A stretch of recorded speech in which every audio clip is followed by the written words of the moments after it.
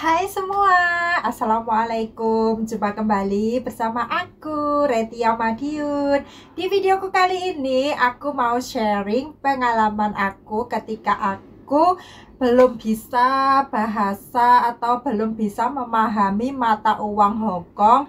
Dan aku juga belum bisa memahami bahasa-bahasa sayur-sayuran ya. Ketika aku disuruh majikan ke pasar itu bingung banget ya. Yuk simak terus videonya, stay tune terus. Ternyata untuk memahami uang-uang Hong Kong itu juga penting banget ya. Bagi kalian yang mau pergi ke luar negeri, khususnya ke Hong Kong itu, kalian juga harus pelajarin mata uang di Hong Kong ya. Mulai dari 1 sen sampai 1.000 dolar itu kalian harus pelajarin ya. Karena kalau kalian tidak bisa, itu karena entar pergi ke pasar atau pergi ke supermarket itu pasti harganya ada sennya. Contohnya umpama beli cemilan gitu ya, harganya 16 dolar titik 90 sen gitu ya. Itu pasti banget di supermarket itu ada sen-sennya. Dan kalau di pasar itu kadang juga ada 50 sen gitu. Kalau sen itu penyebutannya di sini itu goji ya. Kalau dolar itu 1 dolar itu yatman. Itu kalian juga penting banget harus pelajari. Terus kalau 100 dolar itu penyebutannya yaitu yat pakman. Kalau 1.000 dolar itu penyebutannya yatjin. Jadi goji, man, pak, jin itu kalian juga harus pelajari ya, karena itu penting banget. Dulu pengalaman aku ya, karena aku kurang paham banget dengan mata uang, nama-nama mata uang di Hong Kong sini ya. Apa itu goji, apa itu sen, apa itu 1 dolar itu aku nggak paham. Aku pahamnya itu cuma 1 dolar, 1 sen. Bahasa sininya itu aku kurang paham. Jadi kalian yang masih di PT itu perlu banget ya kalian pelajarin mata uang yang ada di sini, mulai dari goji sampai yatjin. Itu penting banget ya, karena kalau belanja itu pasti disebutin. Terus kalau untuk sayur-sayuran itu juga penting banget untuk dipelajari, karena aku dulu juga udah berpengalaman, aku kurang tahu bahasa sayuran itu apa ya. Misalnya bahasa joysam gitu ya, apa yijoy gitu ya. Aku seumpama disuruh ke pasar beli yijoy, aku nggak tahu apa itu yijoy ya. Dan sementara majikan aku itu cerewet banget, dia nggak mau tahu apa itu. Yang penting kamu harus, kalau kamu nggak search di Google, kamu juga boleh tanya ke teman kamu WhatsApp apa itu yijoy. Karena aku dulu pengalamanku gitu, aku belum bisa nama-nama sayur itu ya. Bisanya aku dengan Inggris, tapi majikanku udah aku ceritakan di video sebelumnya, majikanku itu nggak bisa bahasa Inggris, dia menyebutnya selalu bahasa sini. Jadi penting banget ya, karena kalau beli sayuran itu pasti kita lakukan setiap hari di rumah majikan, pergi ke pasar belanja itu ya.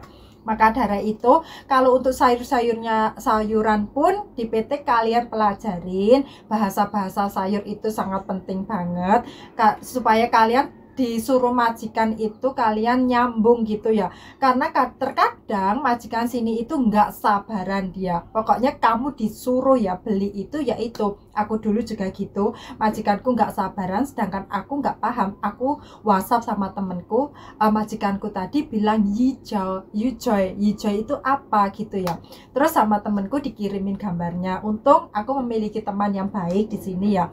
Dan waktu itu aku juga nggak kepikiran, karena aku masih bingung, masih takut gitu ya.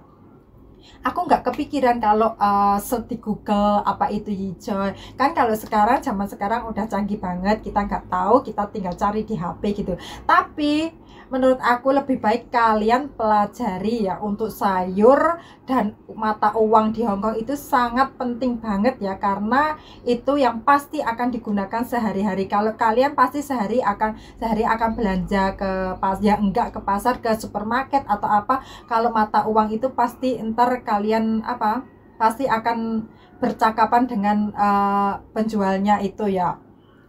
Karena di sini itu ya gimana ya, kalau mata uang sini itu ya gampang-gampang susah gitu ya, karena penyebutannya itu beda dengan dolar. Itu kalau di sini goji ya, kalau yang 1 sen 2 sen itu penyebutannya goji.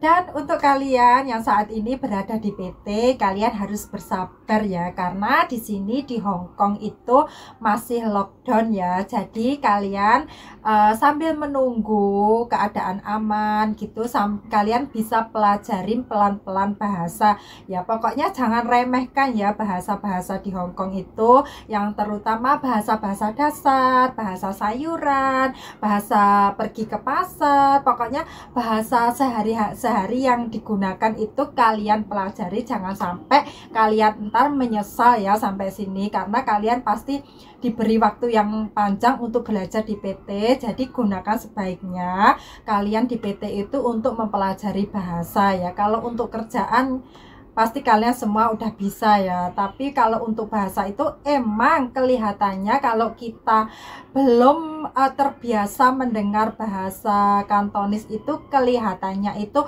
susah banget diucapkan ya. Tetapi kalau kalian sering mendengar itu, ntar kalian akan mudah mengucapnya. Jadi kalian perlu mempelajari bahasa-bahasa dasar, karena kalau kalian nggak bisa bahasa dasar pasti sangat sulit banget untuk menggandengkan kalimat gitu ya. Pokoknya jangan remehkan banget ya.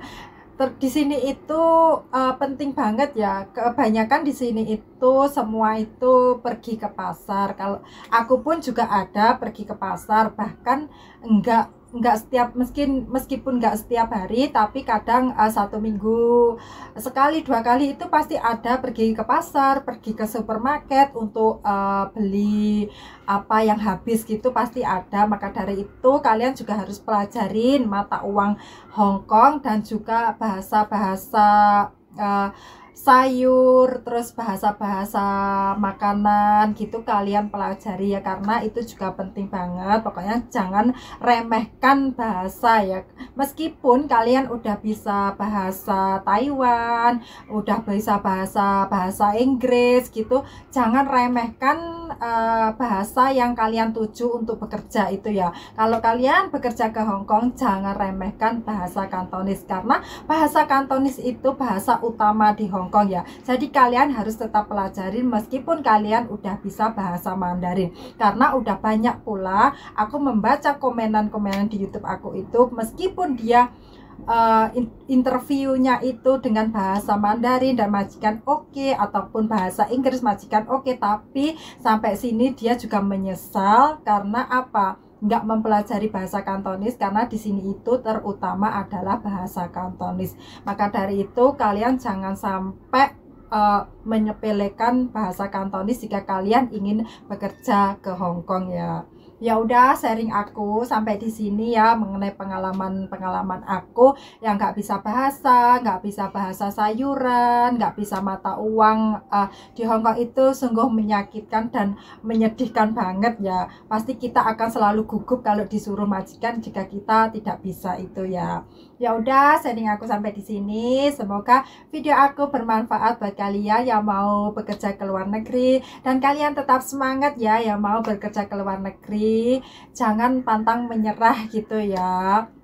Jika video aku bermanfaat buat kalian, kalian boleh bantu like, komen, dan subscribe supaya aku semakin bersemangat mengasih inspirasi yang bermanfaat buat kalian ya. Dan kalian juga jangan lupa nyalakan tombol loncengnya supaya kalian tidak akan ketinggalan di videoku next. Oke, see you next video. Bye bye.